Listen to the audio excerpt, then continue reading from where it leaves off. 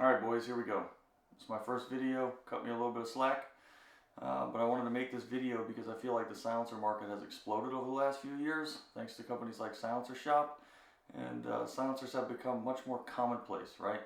And I feel like a lot of people want to get into it, but they don't really know where to start. So I decided to just go ahead and make a video, try to answer all the questions I had when I got into it, and what all you need to know if you were going to buy a silencer right now. If you're completely new to silencers, you may hear some people say suppressors instead of silencers. Just know that they're using them interchangeably most likely. The original trademark from Hiram Maxim for his silencer was called a silencer, and that's also how the ATF refers to them as well. These days there's a lot more of an emphasis on overall suppression rather than just silencing. That's a whole different video, but just know that most of the time people are just referring to them as either or. You'll hear cans, suppressors, silencers, whatever. It's all the same thing. People get into arguments, but they mean the same thing essentially. We will start with the basic things, right? I'm going to answer some of the questions that I had and I couldn't find concrete answers for when I was looking. So we'll start with at the very beginning. Yes, silencers are legal to own. They are regulated by the ATF due to the National Firearms Act in 1934. There's a lot to go into with that. I'm trying to keep this brief. I'll make other videos to try and explain any other questions people might have. But the National Firearms Act is what's commonly referred to as the NFA. So things like silencers or suppressors, short barrel rifles, short barrel shotguns, machine guns, they're all regulated by the NFA, right? Machine guns are a bit of an outlier. Again, I can make another video about it.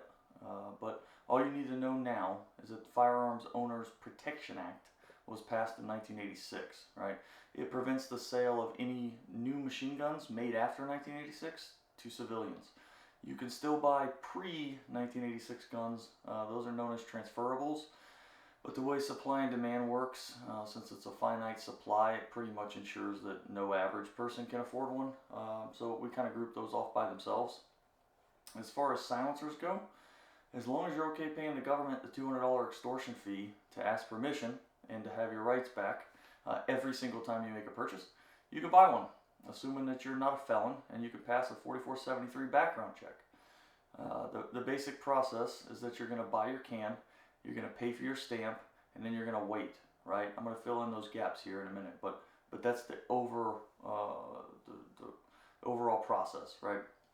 So as of right now, wait times are down to almost nothing, and it's a great time to be a consumer for silencers. The market is flooded with new tech, and things are changing very, very quickly. It's advancing exponentially at this point. And as far as wait times go, like when I got into this, we were at a year. Some people more than a year. It was insane. And you just bought it and you tried your best to forget about it. And I think it was last year the ATF decided that, or they put out a statement saying that they were going to try to get wait times down to I think 90 days was the original promise. Everybody scoffed, there's no way, yeah, right. And they started doing it, and then all of a sudden we started seeing like week approvals and same day approvals and next day approvals.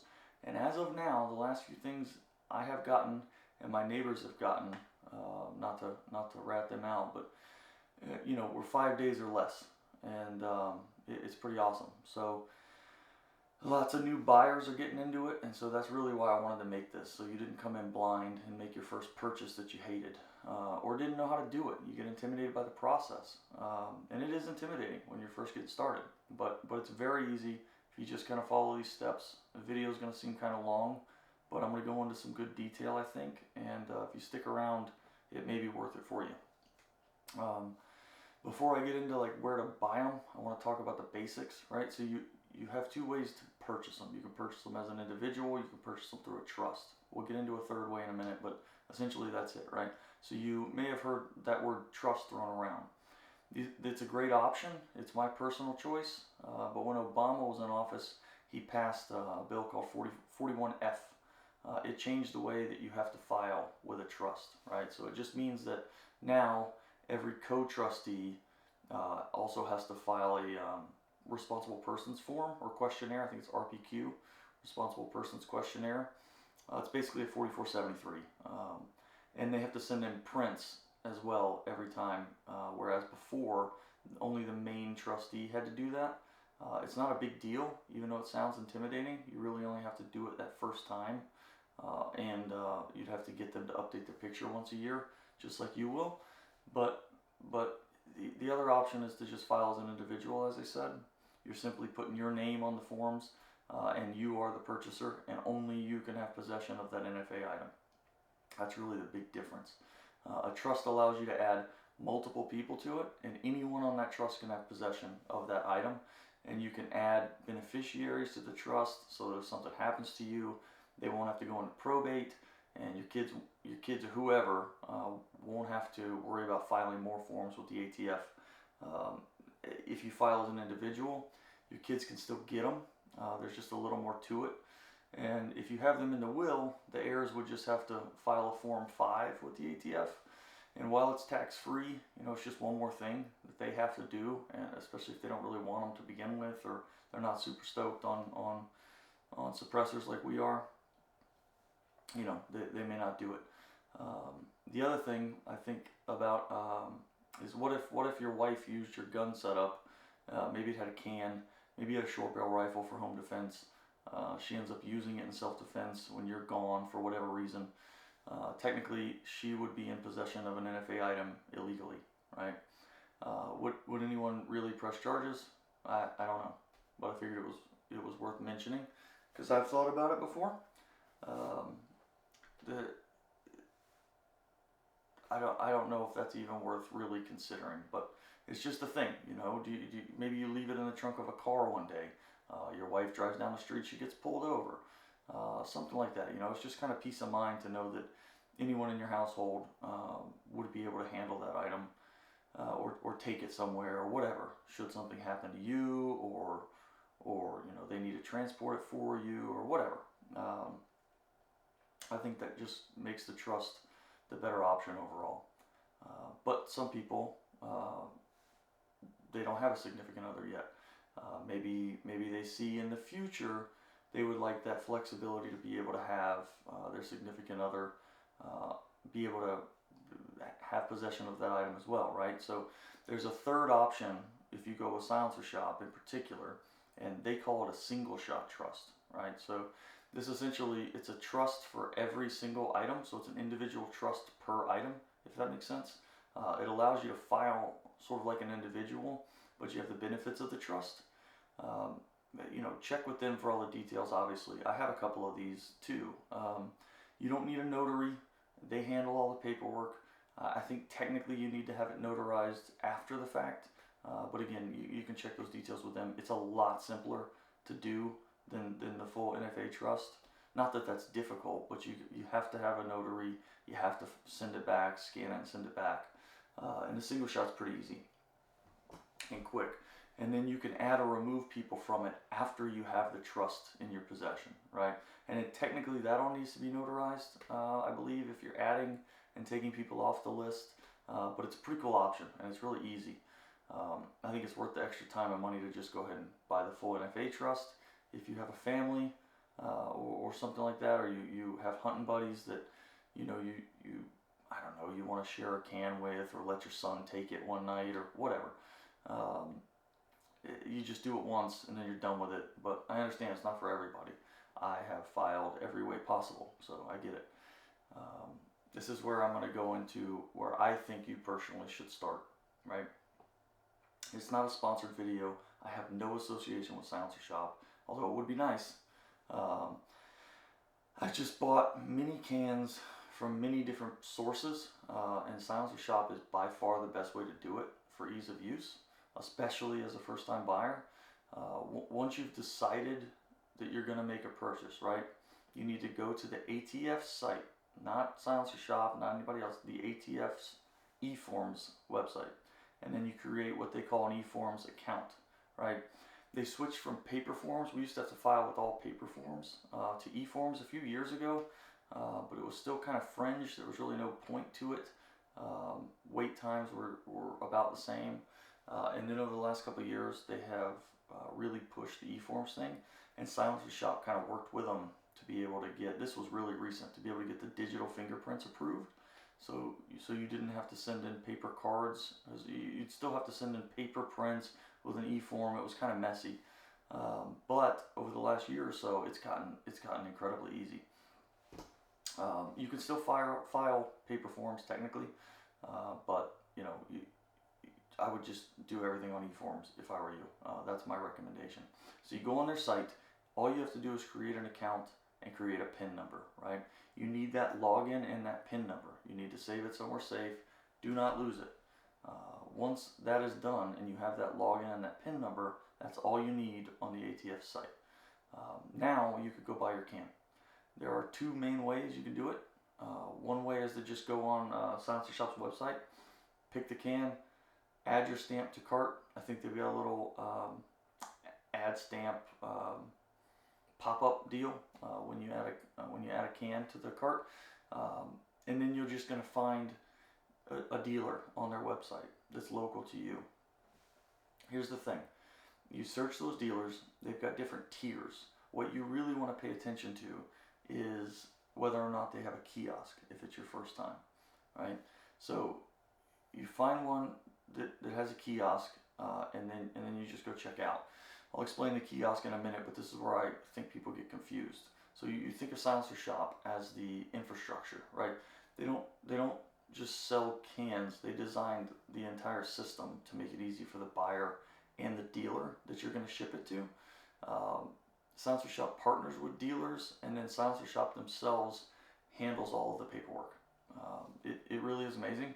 Takes out all the headache, and there's no transfer fees. That's the other big one. Most dealers are going to charge you a minimum of $100 for a transfer fee if you don't go through Silencer Shop. Now you still have shops that aren't associated with them, you know, and they can sell you cans direct and file it a different way, and you could do it all local. That's an option too, but I think for the most part, Silencer Shop is in all of the states, I think, that are legal, and any of those dealers cannot charge you transfer fees as part of the contract, I believe, with Silencer Shop. So it's so simple. I'm telling you, once you've done it, you're going to be upset you haven't done it already. So anyway, once you make that purchase on the website, they're going to send you some things to e-sign. You're going to e-sign the form, and then you're going to wait. So you're going to set up your account on Silencer Shop's website. You're going to answer all of your basic 4473 type questions, and then you're going to get your prints and pictures in the system, right, if you did a trust. You'll need to get that part notarized if you did the trust, and send that in as well, and get the pictures and prints for your trustees, right? Pictures are really easy. They have an app that you download, and just take it on a white background, and the app tells you exactly how to do it, how to stand, how to frame it. It's simple. It's really hard to mess up. For fingerprints, you just need to go to that shop that you chose that had the kiosk, right? So you can do everything at the kiosk as far as answering all the questions and all of your setup stuff. So if you don't want to set it up on the website or you know, break it up into parts, you can just go to the kiosk and do all of that in one spot. I don't think you can take pictures of it still, but again, you just download the app, and then you could, you know, take a picture on your app. It uploads to the account, and then you let me grab some water. But you go to you answer all the questions on the kiosk. You get through all that, and then you do your prints. So the big benefit of the kiosk is that it has that built-in fingerprint machine, right? So it's going to take your prints digitally, and it's going to save them to your account. So once you have done it, you never have to do it again. All you need to do in the future is to update your picture once a year, and again, you can do it through the app, and then you can just order cans online, and you don't have to do any of that paperwork after that, right? Other than the e-signing and the certification, which we're going to get into in a minute. But once you do that initial setup with Silencer Shop, they make it so easy on purpose, I think, to just order another can, because you don't have to do it again. It's pretty awesome.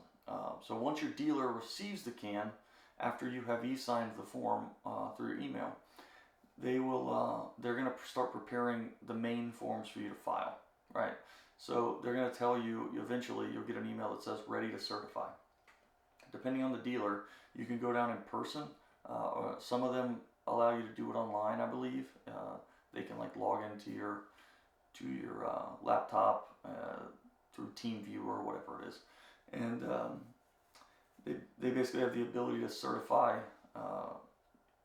you that way or something, right? But the main way, you just go to the shop. The principle is you're going to go there, you're going to log into your account, your eForms account. You're going to type in that login that we made earlier, and you're going to type in that PIN. And then once that's put in, you are officially submitted, and now your wait time starts from that point. Now you just wait. You're going to wait however long. The ATF is going to email you once it's approved. They're going to email you when you certify, so that you'll know that it's not going to junk or whatever. It'll say eForms status changed or something like that, right? And it's going to say submitted. And then when you get another one, it's just going to say approval. And inside that approval email, you're going to have a copy of your stamp, a digital copy. So you can save that, and then you can go down there and to the dealer and just pick up your can. When you go to pick up your can, you're going to do a 4473. At least in Florida, I don't know how it is everywhere else, but I imagine that is a national law. But yeah, so when you go to pick it up, you just fill out 4473 and you take your can home. You can save your stamp and you can have it laminated. You do whatever you want with it, but it'll be a digital copy. If you file paper forms, I believe you're still getting mailed a paper copy of it, but honestly, I don't think it's worth it. I would stick to eForms. All of my stuff now is all digital. I have yet to have an issue with it. Just save it to a folder, make a copy of it, whatever you want to do, and you're good to go. I don't think it's that serious. I know I mentioned there are two ways to do it with Silencer Shop, right? So the one way is to buy it on their website. The other way is to find a dealer that's on their website and then just go directly to that dealer and buy one from them that they have in stock, right? So maybe that dealer has something in stock that's not on Silencer Shop's website. That happens all the time. A couple of my local dealers stock brands that Silencer Shop doesn't stock. The dealer will then sell it to you, but you won't have to wait for it to come from Silencer Shop, right? Everything else, though, as far as paperwork, is done through Silencer Shop the same way. So Silencer Shop is still handling all that paperwork, and they're still doing all the back end, even in those transactions. So it's incredibly simple either way you do it. If you're wondering about how people buy cans from other online sites, such as like Bauer Precision, for example, they're simply buying them like any other online firearm transactions, but it needs to be transferred to a dealer called an SOT, or a dealer that has the special occupational tax. Essentially, it just means that they can deal in NFA items. That's really the only difference. So I don't know of any dealers around here that aren't SOTs, but I imagine there are plenty. So just make sure that they're on Silencer Shop's site, or call them and see if they can do NFA transfers. And that's it. If they're on Silencer Shop's site, they can do NFA transfers. But you would just order that can, transfer it to the dealer that way.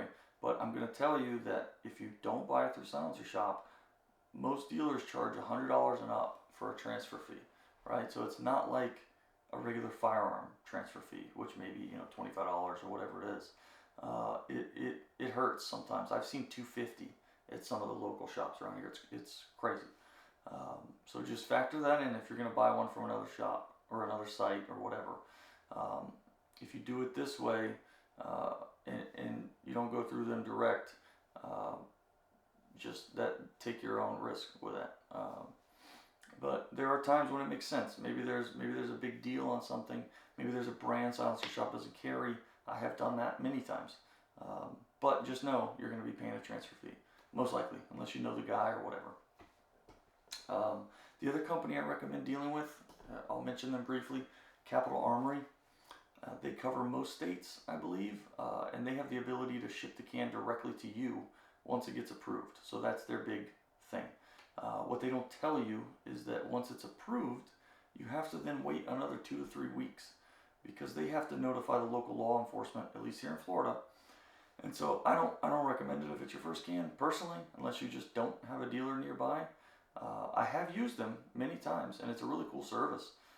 It's just a little more complicated to get prints sent over since they don't have a kiosk. But you can always do what I did. You can buy your first can from Silencer Shop. Then you can order a set of print cards from Silencer Shop and then send those to Capital Armory.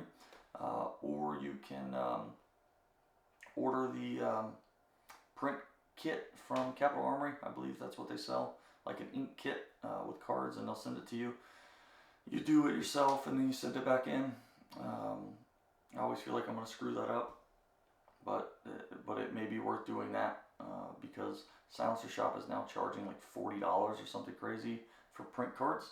It used to be $5 last year. Once they started doing Form 1 stuff again, they jacked it up to $40 because I think they were charging $50 or something for Form 1 services, and so I think that was to try and keep people like me from ordering print cards to do their own Form 1s and just pay them the extra $10 or whatever. Anyway, I hope this video was helpful for some of you. I have a lot more information and specifics I can do videos on if anybody wants it, or if you feel like I missed something or you want me to go more in depth with something. I feel like this is getting a little bit long for most people and probably pretty boring, but it should cover all you really need to know to get started. I'm also going to post some videos about state of the market right now, different technologies, what you may want to know about different types of cans, what guns they're best for, vice versa, different host types, when you would want this tech versus that tech, whatever. If you guys have any suggestions, put it in the comments. I want to make the content that I wish I had when I got into this, and I want to continue to put out like current information that helps everybody, as well as like some cool reviews, comparisons, so be on the lookout for that. I've got a lot of the new cat stuff. I've got some really cool new hosts, the new Noveske mid-gas 11.5. We could compare it to carbine gas 11.5 URGI, or I got a Spec War 12.5 mid-gas. We could do some cool comparisons, like the Cat WB or the Flow 556K or the Polonium K. That's a hot topic right now. They're not really comparable, so I'm not sure why people are doing that, but we could do a video and explain why. Anyway, post a question in the comments if you have any. I'll do my best to get back with you. Thanks for watching. Hope you subscribe here. Oh, my Instagram, it's at Night Owl Armory. Night Owl Armory. So all future content and stuff will be posted there. This is a new project, so thanks for watching.